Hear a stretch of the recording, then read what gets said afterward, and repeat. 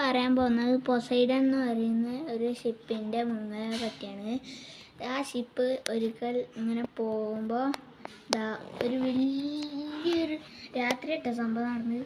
വലിയൊരു സുനാമി പറയാൻ പറ്റില്ല, ഒരു വേവ്, വലിയൊരു തിരമാല അത് വന്നു ഇങ്ങനെ പൊന്തി വരിക. അപ്പോൾ ഈ ക്യാപ്റ്റൻ നേരെ വളച്ചെടുത്ത് അതിൽ ഈ കപ്പലിൻ്റെ മേത്ത് കൂടി പോയി.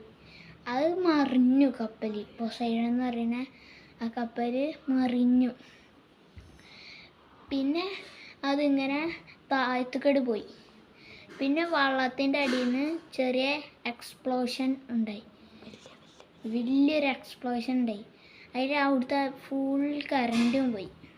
ഷിപ്പത്തേട്ടോ ആ കറണ്ട് പോയി. പിന്നെ ഒന്നും കൂടി ഇങ്ങോട്ട് ചെരിഞ്ഞു. അപ്പോൾ നല്ല വേവൊക്കെ ഉണ്ടാവുന്ന സമയന്. അപ്പോൾ പിന്നെ അത് ഇങ്ങനെ കുറച്ചു നേരം നിന്നാണ്ട് താഴത്തേക്ക് പോയി.